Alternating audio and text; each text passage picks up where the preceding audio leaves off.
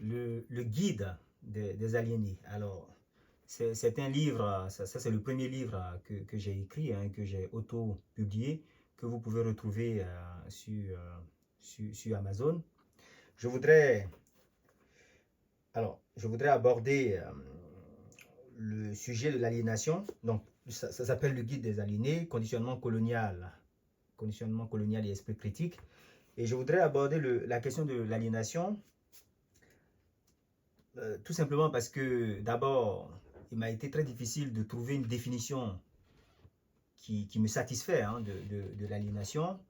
Et donc, il a fallu que je me fasse ma propre conception de l'aliénation.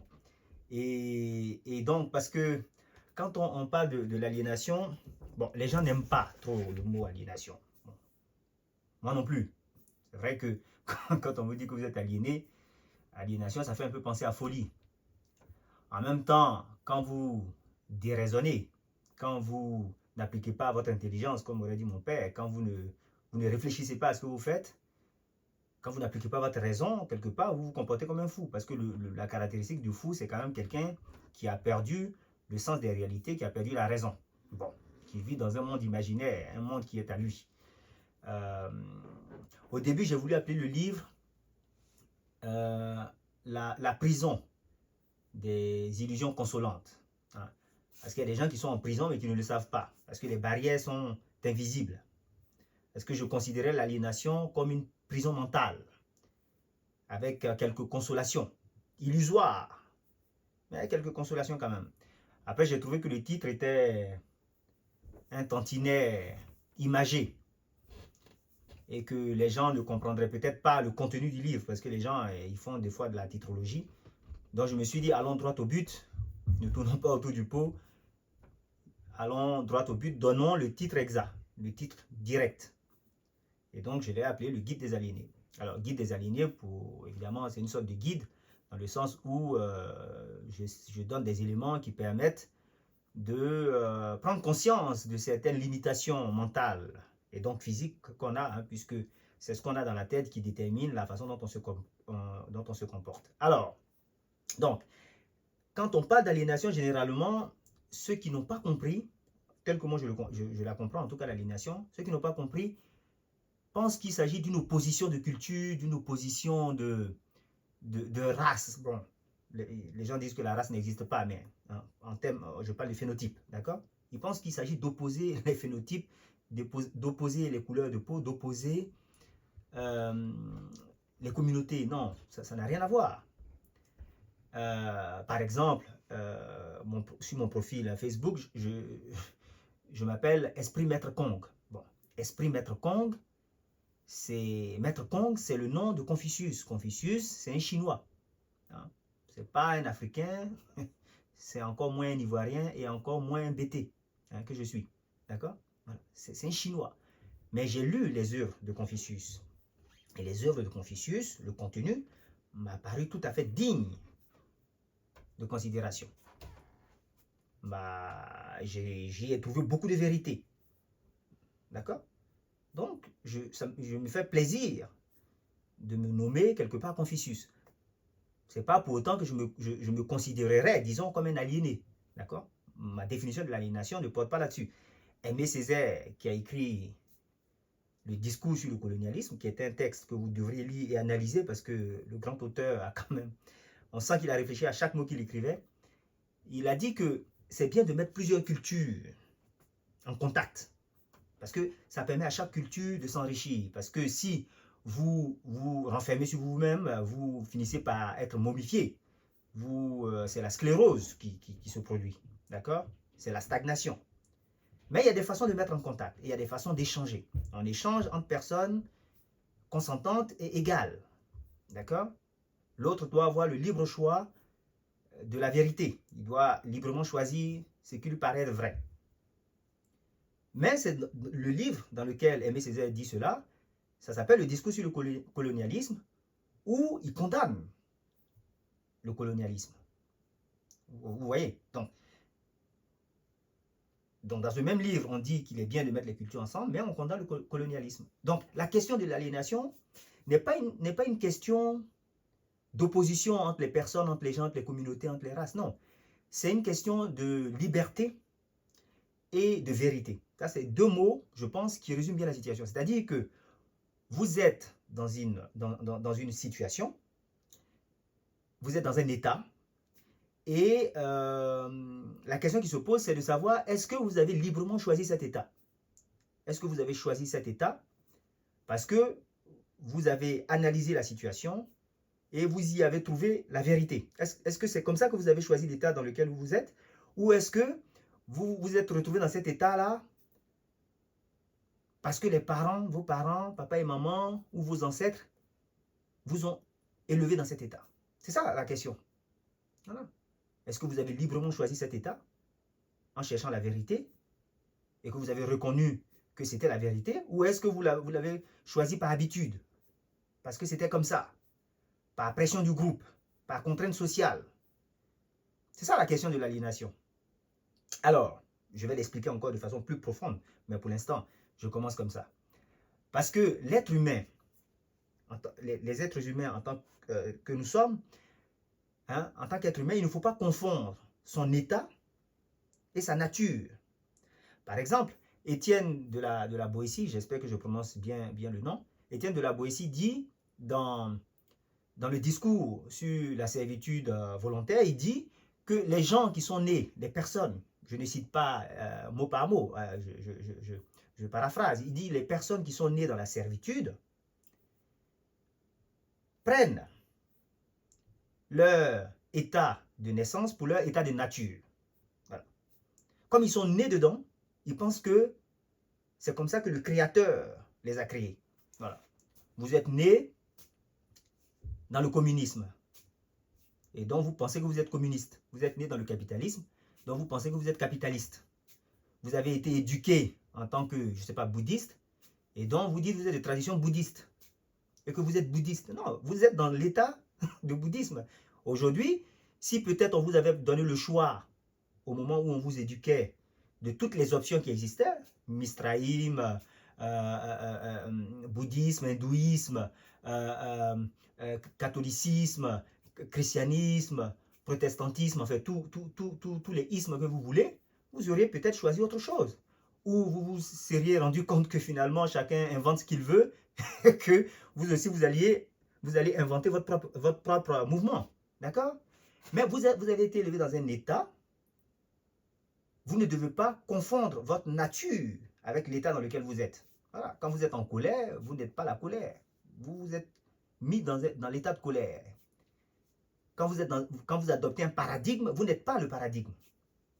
Mais vous vous êtes mis dans cet état, dans une certaine mentalité. Donc il ne faut pas confondre l'état dans lequel vous êtes avec l'état, avec votre nature profonde. Ce n'est pas parce que vous êtes né dans la servitude que vous êtes un serf, que vous êtes un esclave. Ce n'est pas parce que vous êtes né dans une certaine religion que c'est votre nature profonde. Parce que quand vous allez remonter le temps, vous allez voir qu'avant la naissance de cette religion ou avant la naissance de ce système, il existait d'autres systèmes. Voilà. Il existait d'autres systèmes. Et les gens sont passés d'un système à un autre. Donc l'être humain est un potentiel. D'accord? L'être humain est un potentiel. Il peut être beaucoup de choses. Mais quand il décide de tomber dans un état d'être quelque chose, il ne doit pas se confondre avec cet état. Donc il ne faut pas prendre son état de naissance pour son état de nature. Voilà. Cet état de naissance, vous pouvez le changer. Ça, c'est la première des choses. Ce qui veut dire qu'il y a des questions à se poser. Oui. Quel est mon état de naissance? Pourquoi je suis né dans cet état? Hein? Peut-être parce que papa et maman étaient dans cet état. Pourquoi eux se sont retrouvés dans cet état? Si vous montez de fil en aiguille, vous allez comprendre le processus d'aliénation. Vous allez comprendre qu'à un moment donné, les ancêtres n'étaient pas comme ça. Ils faisaient autre chose, ils avaient d'autres habitudes. Et qu'à un moment donné, il y a eu un événement qui a fait que finalement, ils se sont retrouvés dans cet état. Et de fil en aiguille, avec l'oubli, on finit par oublier ce qu'on avait été. C'est comme ça que s'installe le processus. Et donc l'homme est un potentiel, il ne doit pas se confondre avec l'état dans lequel il est. Il dit, hein, Étienne de la Boétie dit aussi, par exemple, je pense que vous pouvez retrouver toutes ces citations dans le livre, ce sont des citations qui permettent de comprendre ma pensée, hein, qui vous permettent de comprendre ma pensée, parce qu'elle rassemble plusieurs pensées différentes. Et il dit par exemple que c'est vrai qu'au départ, quand ça commence, quand le processus d'aliénation commence, il ne parle pas d'aliénation lui, hein, mais quand ça commence, on va au service, on sert de façon contrainte, on est obligé, on se sent obligé de le faire, parce qu'il y a l'arme qui nous oblige, il y a l'épée qui nous oblige, il y a le fusil qui nous oblige, il y a la contrainte du colonisateur qui nous oblige. Mais avec le temps, les successeurs, les descendants finissent par servir de façon tout à fait joyeuse, d'eux-mêmes, en apparence. Ils ont l'impression de servir librement. Parce qu'ils ont oublié comment ça a commencé. D'accord? Et c'est ça le processus. Le processus, c'est lequel? Supposons que moi, par exemple, je sois un colonisateur. D'accord? Je suis un colonisateur. J'ai besoin, en fait, d'occuper votre territoire. J'ai besoin d'occuper votre territoire parce que j'ai besoin des ressources naturelles. Et j'ai besoin que vous travailliez pour moi. Ou alors, j'ai tout simplement besoin de votre territoire, je n'ai pas besoin de vous. Donc, je vais vous éliminer. D'accord? Qu'est-ce que je vais faire? D'abord, j'envoie des gens. Vous les appelez les explorateurs, les missionnaires, vous les appelez comme vous voulez, qui vont aller espionner le territoire. Donc, ils vont, ils regardent, ils cartographient, ils analysent, ils étudient les hommes, la façon de manger, de nourrir, de se défendre, la quantité de personnes qu'il y a, le nombre de personnes qu'il y a, la quantité de nourriture, de ressources, tout. Ils étudient tout. Quand ils reviennent, consciemment ou inconsciemment, le sachant ou ne le sachant pas, je ne sais pas, ils font un rapport. Ils écrivent un livre sur ce qu'ils ont vu. Moi, colonisateur, je prends ce rapport et je me dis, bon, ce territoire peut m'apporter ça et ça. Donc, je commence à envoyer des gens, petit à petit. Donc, j'ai plusieurs options. C'est ce que j'explique dans le livre. Soit je veux occuper le territoire. Qu'est-ce que je vais faire? Je vais me débarrasser de tout le monde. Bon, je peux soit exterminer tout le monde et puis faire venir la population au fur et à mesure, si je suis capable d'occuper le territoire assez rapidement. Ou alors, je peux exterminer la population par étapes. Donc, je vais mettre des contraintes de sorte que les gens n'aient pas le temps d'augmenter démographiquement. Voilà. Ils sont trop occupés à travailler, trop occupés à être esclaves. Ils n'ont pas le temps de se développer. Ils n'ont pas le temps de se développer démographiquement. C'est ce qui est arrivé aux Indiens d'Amérique. C'est ce que nous explique Bartolomé de Las Casas. Ils étaient trop épuisés pour faire des enfants. Ils ont disparu, sans compter les maladies et autres. D'accord? Ou alors je fais une gestion calculée, petit à petit. Au fur et à mesure que ma population augmente, je diminue la population des colonisés. Ou alors je fais ce que nous explique G.W. Draper, ce qui s'est passé par exemple dans le nord du continent africain, où j'instaure, je sais pas, la possibilité d'avoir plusieurs femmes et du coup, je me multiplie. Hein, je peux à moi tout seul devenir 25. Si j'en ai 4 ou 5 d'épouses et que je peux faire 5 enfants par femme, vous imaginez le nombre que je deviens. Donc, en quelques générations, dit cet auteur, vous avez transformé toute la population. D'accord? Donc, ça, c'est la méthode démographique. Donc, la méthode démographique, elle n'est pas très originale parce qu'en réalité, le colonisateur, il se multiplie physiquement. Tu vois? Elle n'est pas trop subtile. La méthode subtile, celle qui est vraiment profonde et que j'explique dans le livre, c'est la méthode mentale, la méthode spirituelle. Donc, moi, en tant que colonisateur, ce que je veux, c'est que le colonisé soit moi-même. Il soit comme moi. Puisque je ne peux pas occuper le territoire, je veux laisser sur place des gens qui fassent ce que j'aurais fait. D'accord? Donc, qu'est-ce que je dois faire? Je dois rentrer dans leur tête. Je dois m'introduire dans l'esprit du colonisé. Ça, c'est la méthode spirituelle. Comment je vais m'introduire dans l'esprit du colonisé? Bon, la première génération que j'ai soumise, cette génération-là, elle est difficile parce que c'est la génération qui a combattu. Donc, c'est une génération qui sait qui je suis. C'est une génération qui sait que je suis un agresseur, un barbare, même si j'ai le nom de civilisé, que je suis un menteur. Comme dit Aimé Césaire, l'esclave sait que le maître est menteur. Voilà. Et que le colonisateur ruse avec ses propres principes. Donc, le colonisé, celui que j'ai soumis, il sait que je ruse avec mes principes, que je dis une chose, mais je fais autre chose. Voilà. Que je suis dans la communication, que je lui dis que je viens pour son bien, pour le civiliser, mais alors qu'au fond de moi, je viens pour l'exploiter. Donc, la première génération, elle le sait. Pourquoi elle le sait? Parce qu'elle a vécu la guerre, elle a combattu pour sa liberté. Donc elle est au courant. Et elle a un autre avantage, cette première génération qui a été soumise. Cette première génération a l'avantage d'avoir encore présente sa liberté passée. Oui, puisque c'est une génération qui sait ce que c'est que la liberté, qui sait ce que c'est que vivre selon ses propres règles. Maintenant qu'elle est soumise, la mémoire est toujours vive. Donc moi, en tant que colonisateur, ce que je dois faire, c'est de faire disparaître cette mémoire. Je dois effacer cette mémoire. Donc pour effacer cette mémoire, ce que je dois faire, c'est d'abord, c'est de m'occuper des cerveaux. C'est-à-dire les initiés, puisque c'est des sociétés initiatiques, le plus souvent. L'école n'est pas populaire, n'est pas démocratique. Donc il y a quelques individus qui savent les plantes qui soignent, qui savent comment on fait la circoncision, qui savent comment on fait les talismans, qui savent comment on fait les rites. Tu vois, c'est des gens qui savent interpréter les rêves, qui savent comment on fait la pêche, comment on fait la chasse, comment on fabrique le savon avec les plantes, comment on fabrique le pagne, comment on parle la langue, les subtilités de la langue, connaissent les concepts. Donc, je veux m'attaquer à ces gens-là. Je vais déjà leur interdire de fonctionner. Donc, celui qui soignait les gens avant que j'arrive, qui s'appelle le guérisseur, praticien, vous voulez, comme vous l'appelez comme vous voulez, qui était en fait un docteur en médecine, je vais dire maintenant qu'il exerce la médecine de façon illégale. Parce que maintenant, la seule médecine officielle, c'est la mienne. Donc, je vais dire que ce médecin-là exerce la médecine de façon illégale. Et je vais faire la même chose pour les prêtres.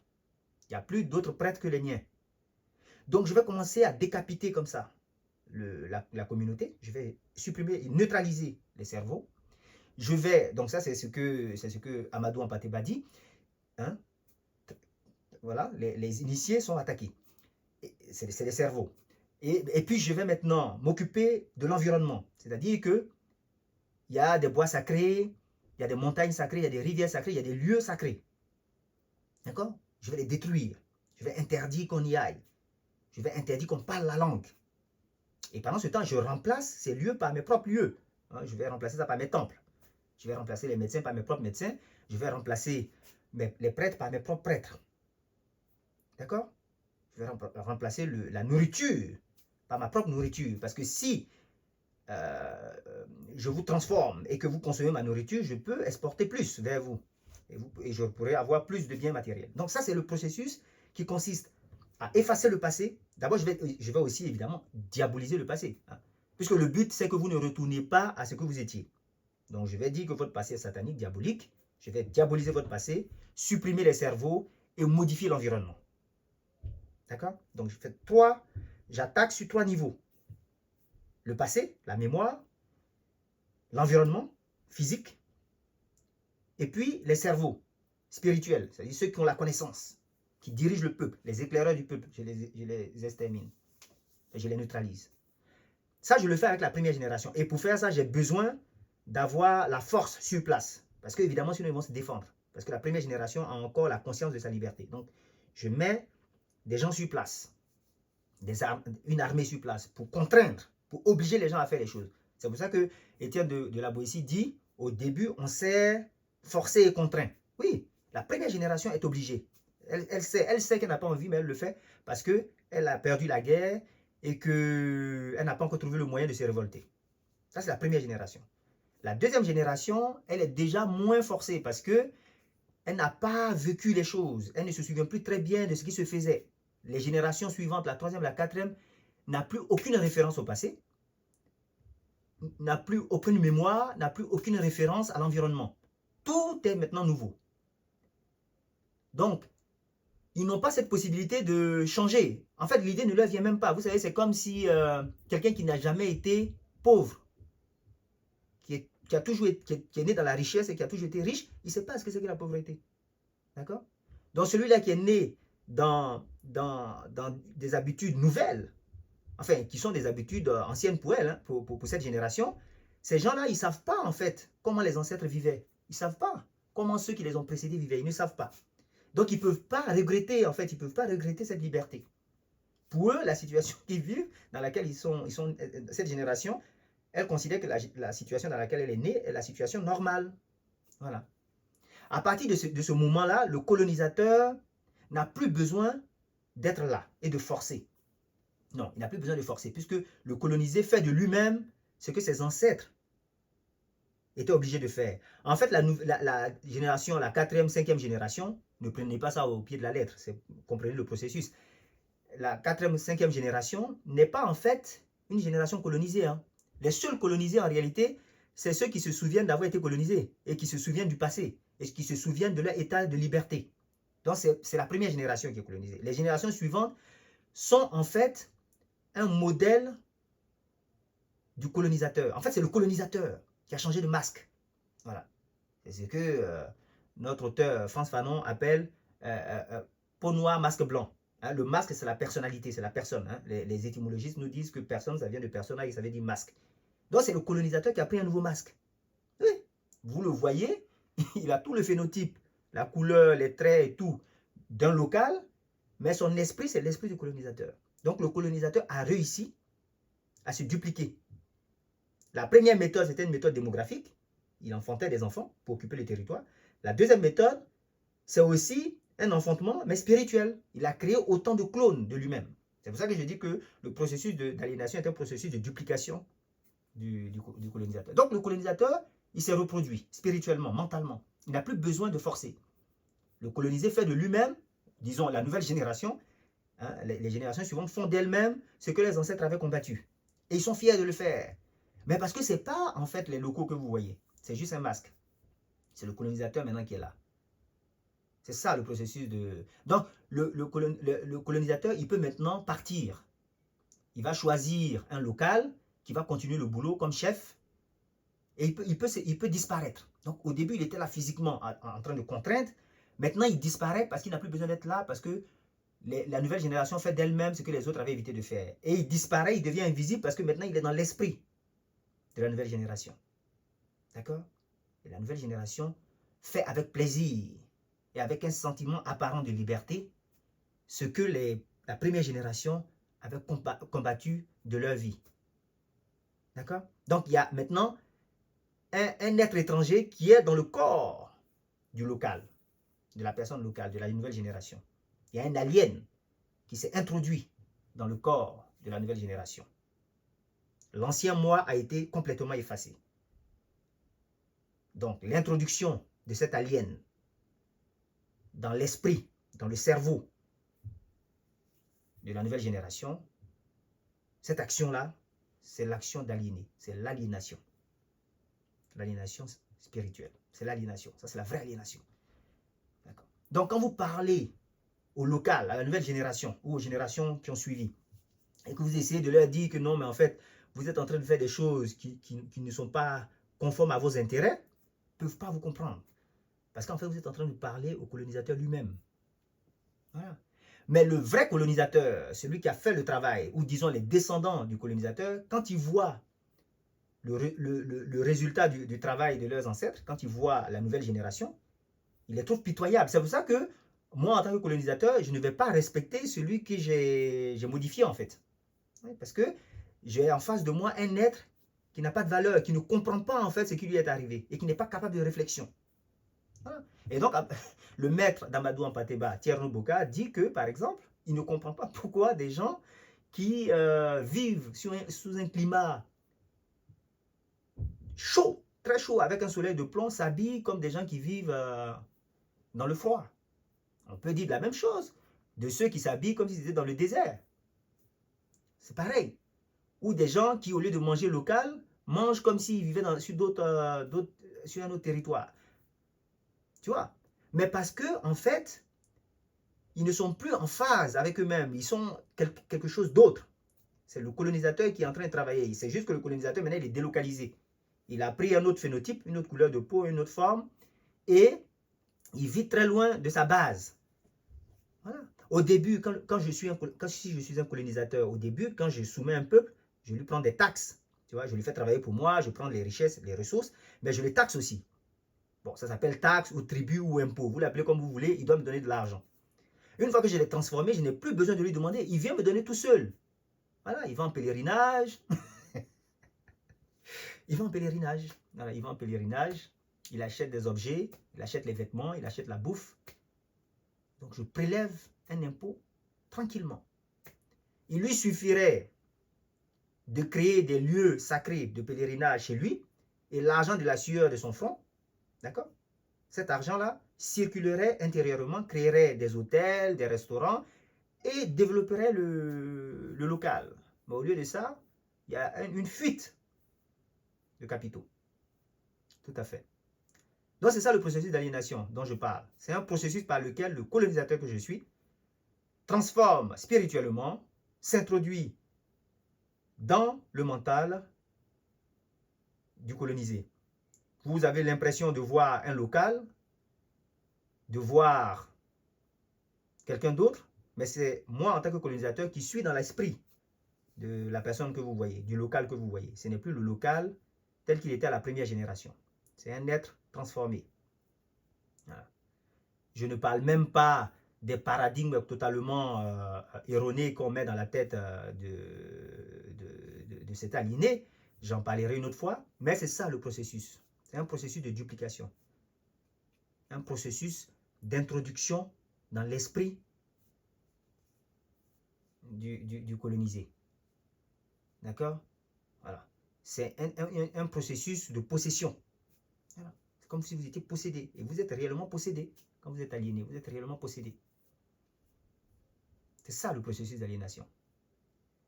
Et vous vous comportez avec joie. Vous faites avec joie des choses que vous n'auriez jamais faites si vous étiez là lors de la première génération. Et si vous avez vu ce qui s'était passé, et si vous aviez connu la liberté que vous aviez, vous ne le feriez pas. Mais maintenant que votre mémoire a été effacée et que les références ont été supprimées, et que vous avez été mentalement transformé, vous avez l'impression d'agir en toute liberté, alors qu'en fait, c'est quelqu'un qui agit à l'intérieur de vous et qui n'a plus besoin de se présenter. Il disparaît du territoire et il vous dit, mais regardez, vous êtes là, vous vous gérez vous-même, vous faites les décisions vous-même et vous dites que non, vous êtes téléguidé de l'extérieur. Non, vous n'êtes même pas téléguidé de l'extérieur, vous êtes téléguidé de l'intérieur. C'est encore plus fort que ça. Voilà.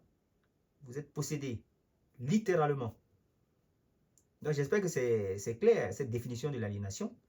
C'est un processus, c'est l'action par lequel, moi en tant que colonisateur, je m'introduis dans votre esprit et j'efface votre ancienne personnalité.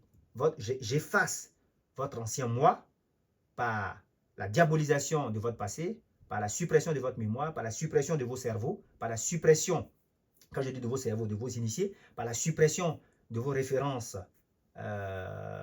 environnementaux, ou plutôt environnementales. Je supprime les références. Hein. Donc je supprime les références, le physique, je supprime le passé, je supprime les initiés. Et je diabolise ce que vous faites. Comme ça, vous avez un sentiment de rejet. Et une fois que j'ai débroussaillé, comme dit Amadou Apateba, parce qu'on ne sème pas dans la broussaille, donc une fois que j'ai débroussaillé, je commence à planter mes graines. C'est-à-dire je vous donne de nouvelles habitudes. Voilà. Vous commencez à manger comme moi, à vous habiller comme moi, à dépenser comme moi, à voyager dans les mêmes lieux que moi, à aller chez moi pour faire vos pèlerinages. Voilà. Et je n'ai plus besoin de vous surveiller parce que vous êtes devenu moi. Hein? Comme dans la matrice, vous êtes devenu un Mr. Smith. Donc c'est ça le processus d'aliénation. C'est l'introduction d'un alien dans l'esprit du colonisé. Le colonisé devient le colonisateur.